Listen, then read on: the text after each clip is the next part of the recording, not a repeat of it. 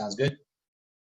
Oh, hey everyone. This is Eric Pennington with Epic Living, and you're about ready to experience an experiment.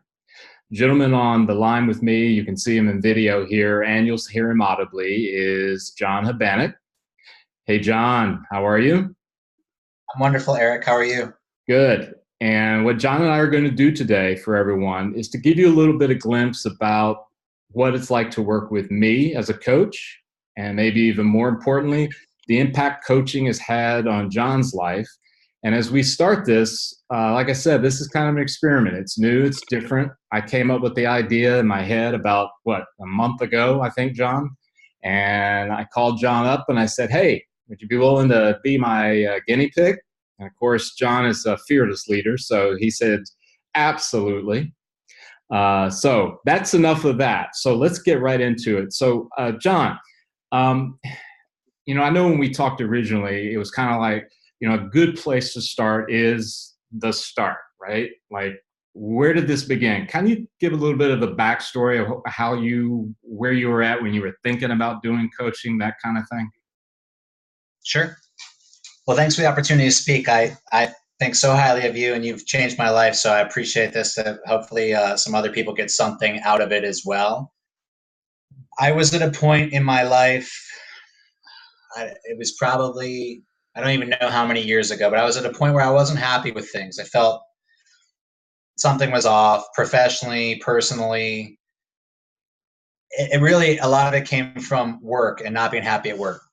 Yeah. And so I started to do, I was working in a call center, and I only had that network, but I had good friends that I could lean on for advice. And so it was a random meet up with Joe Messenger, a friend of ours, a mutual friend, and he had said, it seemed like you could use some help.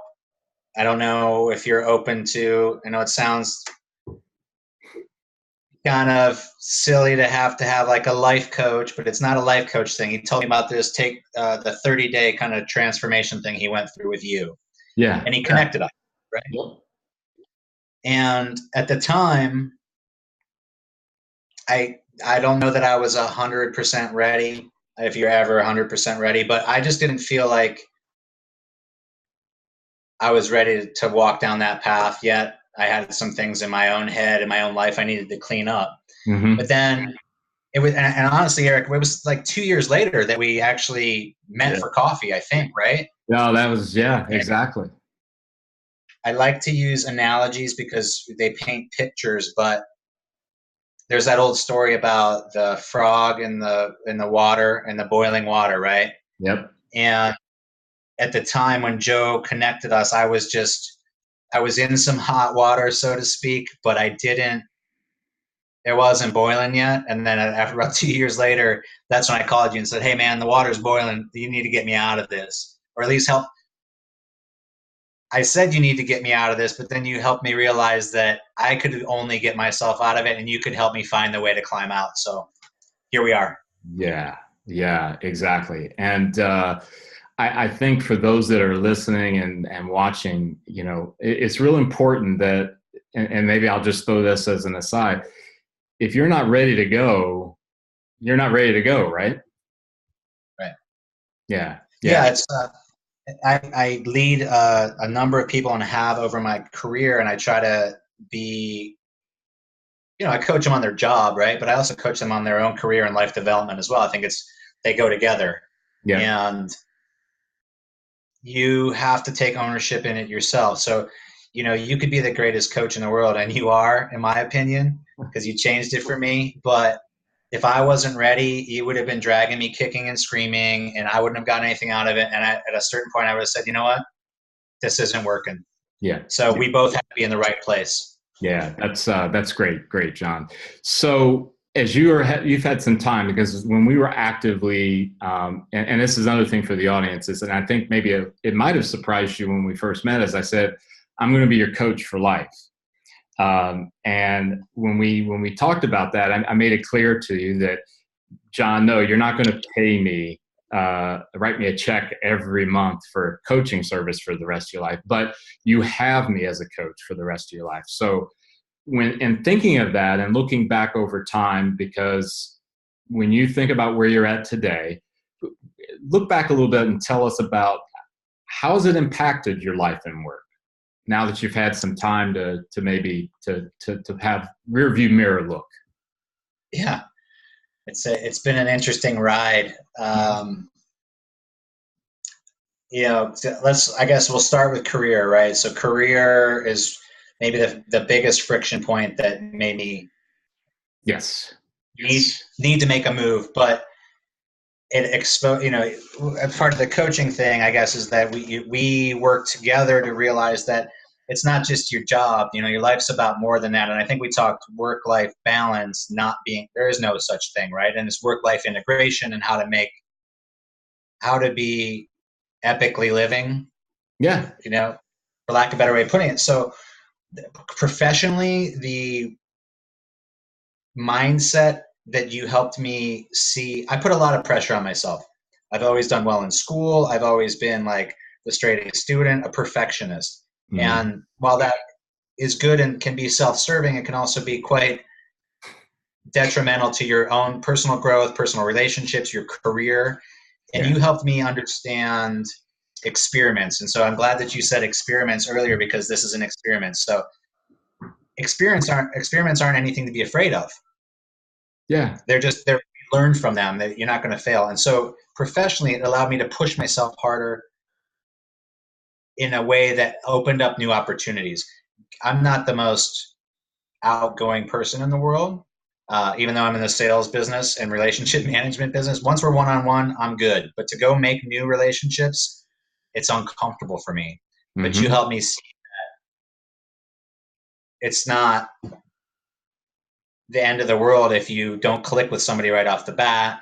And so my career has gone from, I was a inside sales manager of a call center. I'm now executive director running an entire business development team across the United States for a Fortune 25 firm, the same Fortune 25 firm I was at. But you've given me the confidence and the tools to speak to people, to see the bigger pictures, to do experiments.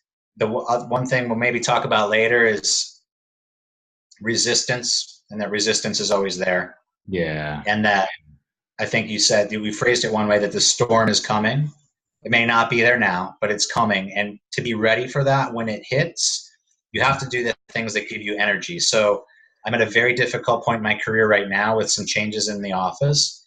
I haven't been as good as I should have. I probably should have checked in with Eric as soon as this happened. But the things that give me energy are cooking for my family, playing music, jujitsu, working out. And I realized I wasn't giving those enough time in my life. And so it made that storm more difficult to weather than it should have been. Yeah. But I'm happy to let you know that I'm back on the track with a lot of that stuff. And all right. So a long-winded answer, but that's the professional side of it. Personally, I have a stepdaughter. I wanted to be a better stepdad. And so you helped me see a more thoughtful approach about managing that relationship. And that sounds weird, but really it's a relationship and it takes effort, like we talked about earlier. Yep. And so a more thoughtful approach of blocking aside time on the calendar so I can say, I have to go. I'm not going to sit here and work 14 hours today. I have a family and they need me more than this job does. Right. So it's been really helpful from every facet of what we're trying to work on. So, as things go, I like what you were saying about the experiments and all of the dynamics of that. And in other words, for folks, it really is like testing, right? It's like, I think about the technology world, they're about ready to release a version of a site and they're in a testing mode and they put pressure on the system to see how many users can be on there and can the website or the system uphold that, right? And that's kind of what this is. And as you mentioned, being perfectionist, right? Sometimes, and I'm in your tribe, and I think you know that, right? We tend to not, we don't like the failure part, right? Because for us, we're supposed to be perfect, Right. That's how we see it. It's in our heads. But I think when we learn, right, to kind of go, you know what, not only is failure okay, it's an absolute necessity, because that's how we get to where we want to go. I'm sorry, I was a little distracted there, John, because Eileen was here to do some printing, and the printer's in my office. So if you saw me kind of go lie eyes, and for those of you out there, that's why you saw that look on my face. But let me ask you this. When you think about others who are out there, not necessarily at your level and doing what you're doing, or it could be higher, it could be lower, whatever you want to use as your descriptor, and they're thinking about it. They're wondering, like, yeah, this guy's seems to be doing pretty well at life and work, but what would you say to them if they're right, if they're feeling like, hey, I think I'm ready, but I'm not sure? Good question. I'd come at it a couple. Can I ask something to that, John, as you're thinking about it? A lot of times it's the economics of it, right? Let's just straight. People think about, man, this is going to cost, right? But think about it from your vantage point. What advice would you give them? Like if you want to look at it from an economic standpoint, mm-hmm. And if you're in any sort of business world, or you're a small business owner, or you're a shareholder in any firm, and most of us fit in probably any of those categories, right? Or you're employed, right? You have to think of investments, and the time that we spend together is priceless from an investment standpoint, and what it's done for what it can do for you personally. And it doesn't end, like you said, when the contract's over. Yep. We stopped formally working together a couple of years ago. Yeah. We still stay in regular touch. For the listeners, I can still go to Eric. Like I said, when things get weird in my professional world or personal world, he'll drop what he's doing to talk to me and help me. Maybe it's not we'd spend an hour on the phone, but maybe he's so good with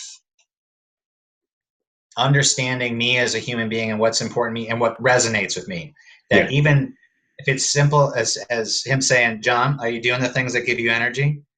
Or John, have you been meditating lately? And all I have to do is hear that, and I go, no, Eric, I haven't. And that's why we are where we are.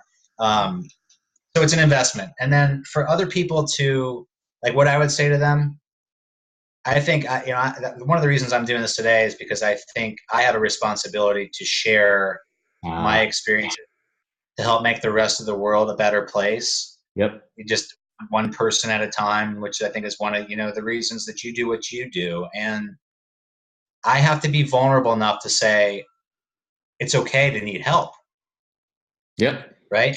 And this isn't like necessarily, it's not a mental health thing, but you can liken it to a mental health thing that in this society, people are afraid to admit vulnerability. And that's one of the most important things in the world. So I can say, look, I went through it too. And if it's similar to seeing a psychiatrist or through your employee assistance program or those kind of things, it doesn't mean that you're weak. It means actually that you're strong and you want to figure out how to be a better version of you, because you do have more to offer the universe. So I don't know if that answers the question, but I would come at it from that angle. Yeah, well, here's the thing, and again, for the benefit of those that are listening or watching, John, there's windows of time, and we've talked about this where you've said to me, you know what, there's a chance I might call on you. We may need to pick up and get back on a regular program. That may not happen this month. It may not happen a year from now.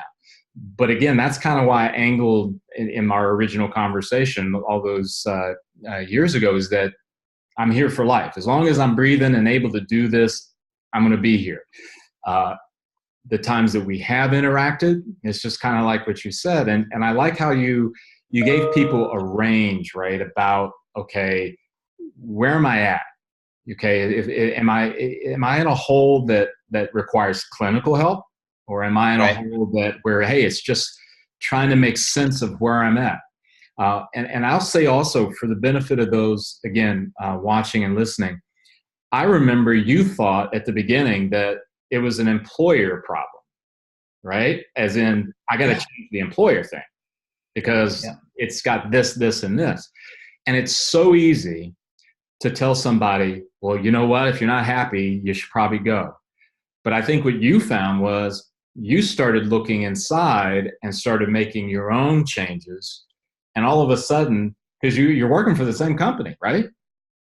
Yeah, it's so funny that I didn't even I forgot we went down that whole entrepreneurial path. And I'm like, to heck with this company, I'm out of here. I'm going to go start a float lab or a coffee shop or something, right? And we went down that whole thing too. I didn't even, so it is. It's not, there's a book about extreme ownership that I think is really important, and it's on us. Can't blame my employer for it. I can't blame, my wife for it, my daughter. I have to own it, and you helped me see that, and you just did it again. Yeah, there you go, right? And here's what's funny, man. I think that the reality is that, yes, some people should leave today. There's no doubt about that. There's some people who should go out and start something. There's some people who should stay where they're at and not make a move. But it's just this idea that let's open up ourselves. And I think when we started working together, and I know it was a little strange, we spent the first maybe third of our time working on clearing out the clutter in the head, right? And the mindfulness, the ability to go, wait a minute, I can't make decisions about where I'm going left or right until I get some clarity, right? Yeah. So that's great. That's great stuff. Here's the other thing I was going to kind of go to, and you indicated, and I something that's really been resounding with me lately is self-empathy. Okay. I know from experience about what it's like to be very empathetic with people.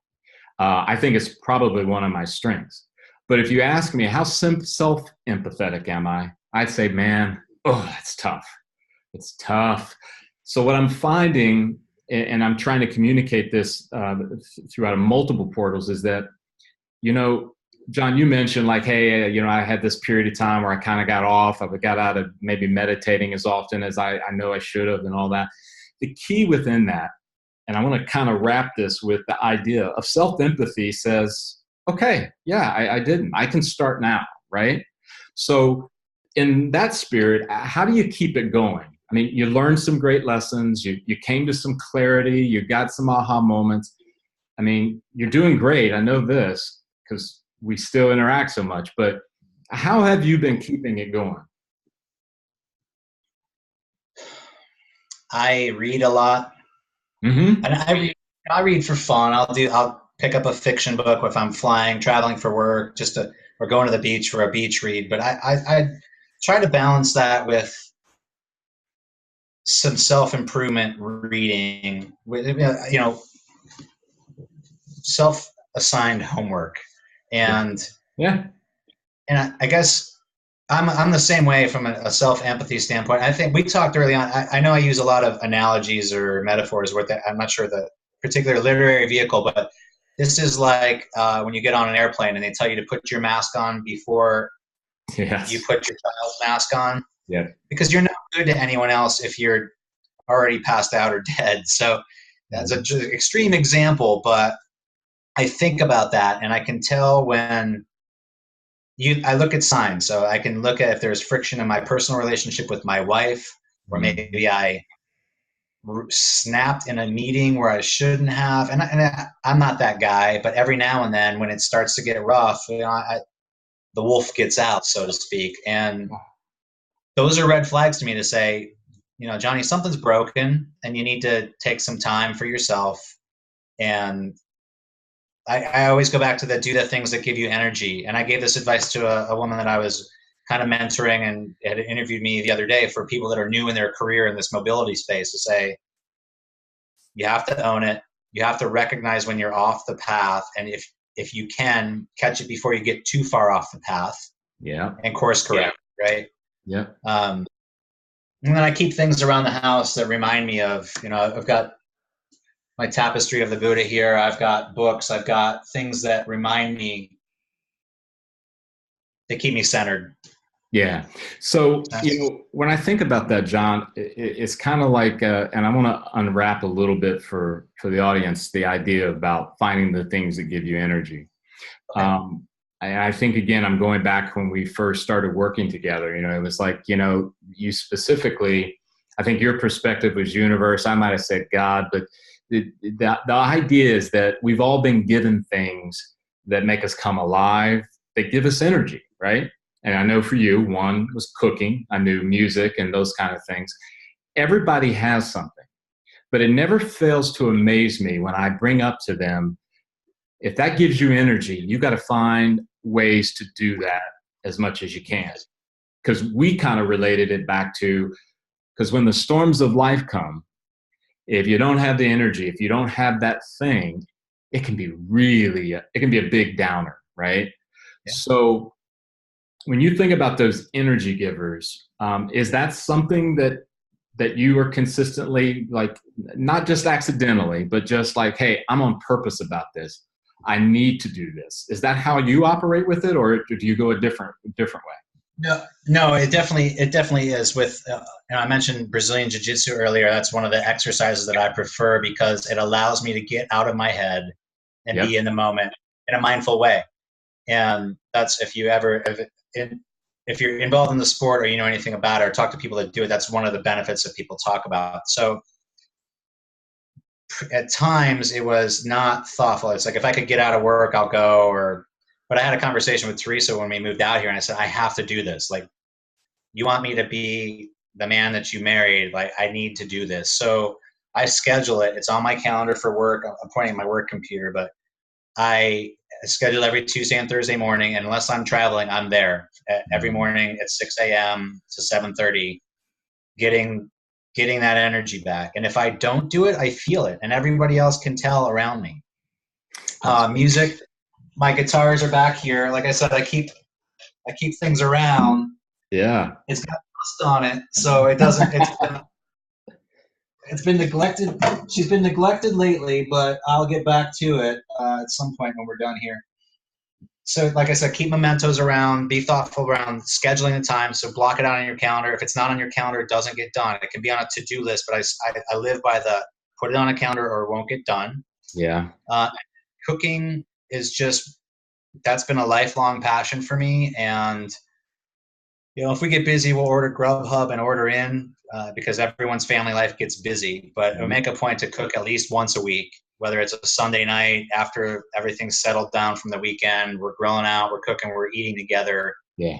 And you're a creative, right? I'm a creative. We identified that very, very early on. Cooking is my art. I don't paint as much as I used to. There's some paintings around here, but that's my art. Those are the things that give me the energy. So yeah, it's at this point now, Eric, we've been working together for I think almost 10 years, and early on, it was I had to be thoughtful and methodical and put it on calendars and things. But now it's just like the cooking thing just comes naturally. It's just there. It's like breathing and walking. But some of the other things have to be calendared out. You make a really, really good point there, John, that it's that wonderful blend of, like, when it becomes a part of you, you're not so much like calendarized about it, if I can say it like that. Yeah. However, there are other things, and I think exercise is a great example of the importance of that, of calendaring. And it allows you to be in control of what that looks like. And it's great to see, obviously, in you, from my vantage point, to see that kind of that flower, if you will, just kind of opening up. It's great. So, in the spirit of time, and as we are experimenting, I want to kind of touch on one last question for you, and then we'll kind of end it with maybe some improvisation, which Okay. I'm leaning toward my Miles state of mind. So right now, who or what have you been finding that's been inspiring you, whether it's a person, a book, a certain movie, whatever, that's really kind of been got you going? Good question. There's a ton of things that inspire me. I mentioned the book, the Extreme Ownership book earlier. It's by a Navy SEAL, Jocko Willink and Leif Babin. They were in Ramadi. It's the leadership principles. I listen to his podcast because he also is a black belt in Brazilian Jiu-Jitsu. So it ties a couple things together for me: leadership, Jiu-Jitsu, and life lessons. And I think it's fantastic. He gets me going. Mm-hmm. It would be remiss if I didn't mention Senator McCain, as he just recently passed away after a battle with cancer. And I live in Arizona now. Senator McCain, whether you are whatever party affiliation you have, that guy is the leader that I aspire to be. To stick to your principles, fight for what's right, work with other people and compromise, and then have the humility and vulnerability to stand up and say, I made a mistake. Because he made plenty of mistakes throughout his career as well. Yeah. And I think, so, I'm inspired a little bit by him right now because it's topical. He's laying in state downtown today, I think, and headed to DC tomorrow for the funeral. But that's a big one. I would tell you, John, on a note with that about McCain, and for those out there, Ken Burns' Vietnam documentary. It's fantastic through and through, but there is a part in there where McCain is touched on, and it's an interview with him when he was just captured from the North Vietnamese. Very, very powerful scene. So again, if you haven't seen it yet, you ought to check it out. But for everybody else, it's a very well done piece. So as you mentioned that, it kind of explains a little bit, at least in my head, as I've been reflecting a bit with him passing, about how what we go through typically does shape what we become in that regard. And again, I agree with you. There's some people that are on a different, side of the aisle, if you will, who think of them and won't, that's not what this is about. My opinion, your opinion, it's just, that's a human being. But off that point, so that's inspiring you. Anything else that's kind of leaping out for you? That's it off the top of my head. I listen to a lot of podcasts. Quite honestly, my daughter's inspiring me right now. We moved here 2 years ago. It's brutally hard to move across the United States for work or for whatever. She's my stepdaughter. Her father's still there in Columbus. She was the one I was worried about the most, and she has completely flourished. She started high school this year. Oh, wow. She's in choir and cello. She has an amazing group of friends. Like, she has more friends now than she did in Ohio. She's just going after life, and it's really inspiring to watch. And she's becoming a young woman. She's 14 years old, so her intellect is developing, and we have incredible conversations. So that's great. In the interest of saying, life balance and not just work stuff or not just leadership stuff. Yeah. Look in your own home. You might find a lot of things that inspire you. Yeah, this is very true, John. This is very true.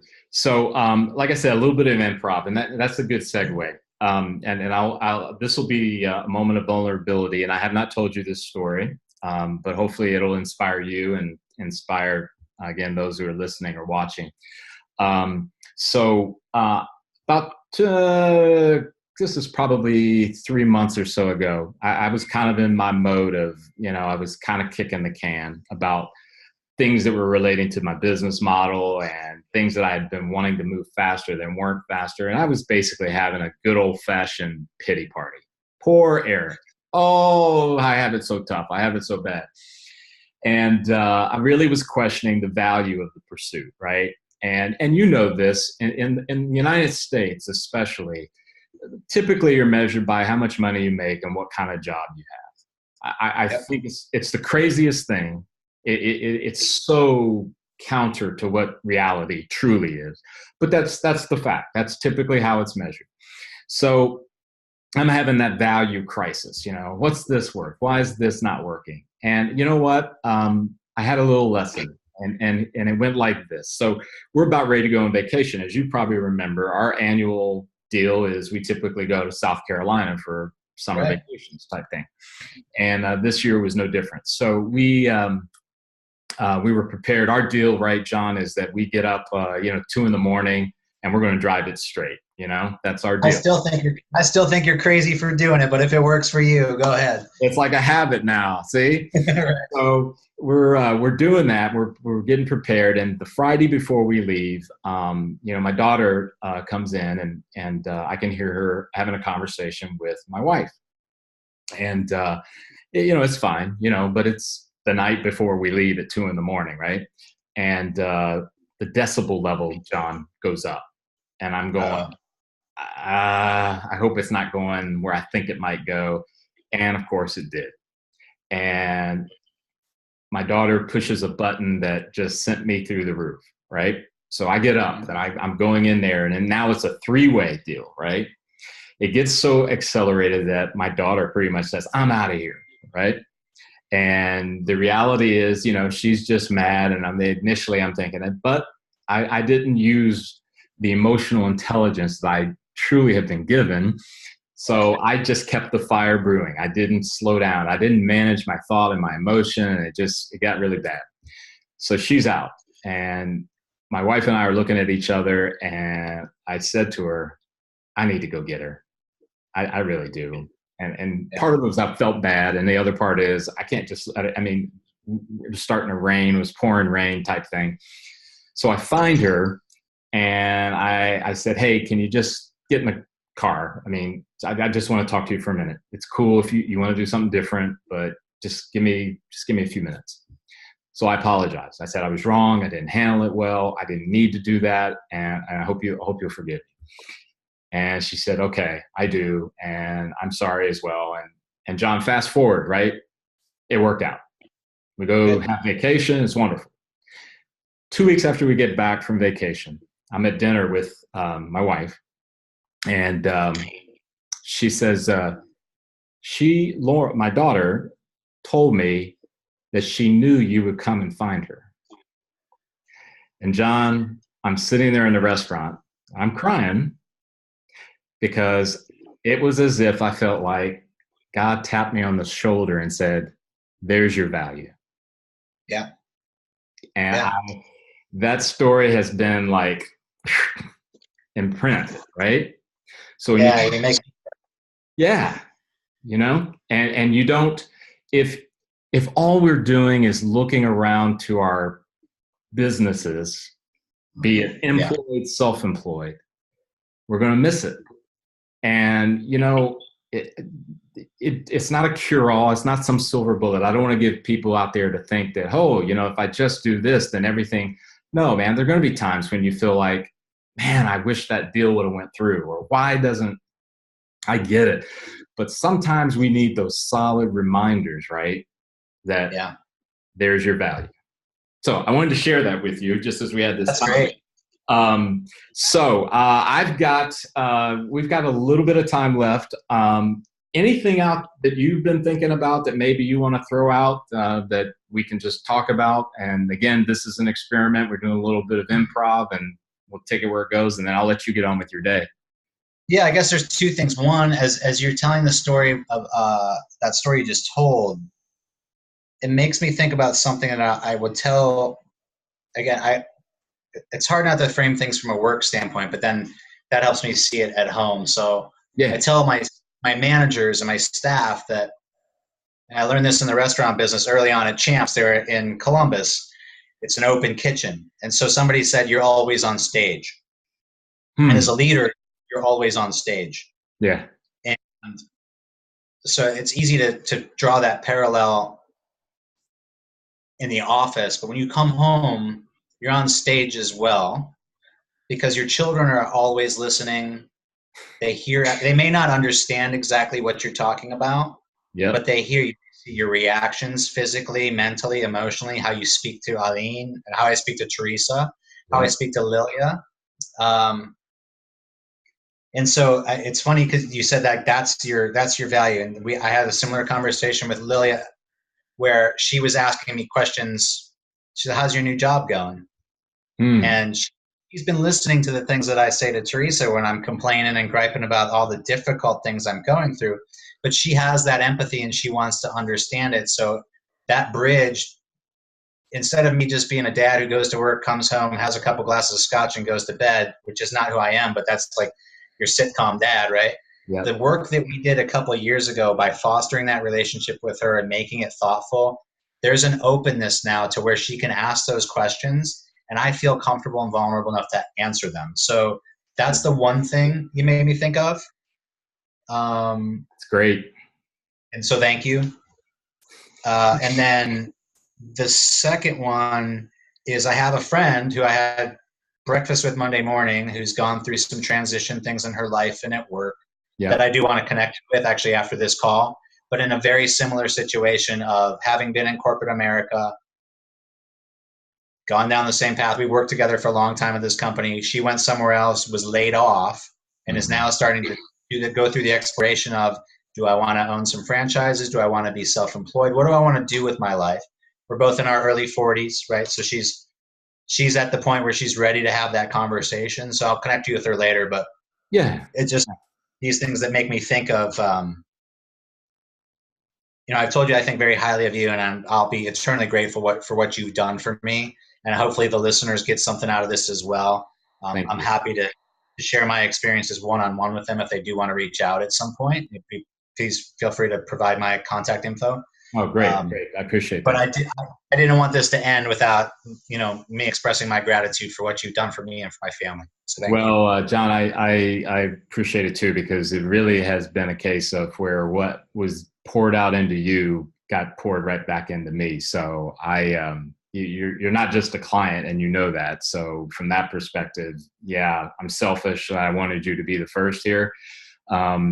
But with that, we're going to come to an end. Hopefully you guys enjoyed this. It was kind of like just a conversation. We made some mistakes. We had a couple of things that threw you off, but I think you got a good glimpse of it. If you want more information on working with me directly, you can go to my website. It's just www.epicliving.com, or you can email me directly at Eric, ERIC, @epicliving.com. And if you want to learn some more from John, if you want his thoughts, maybe something he said, in that email you send to me, I can get you John's contact information, and we'll get you connected that way too. John, I really, really appreciate it, my friends. Great seeing you. I appreciate you too. Thanks. I appreciate your listeners.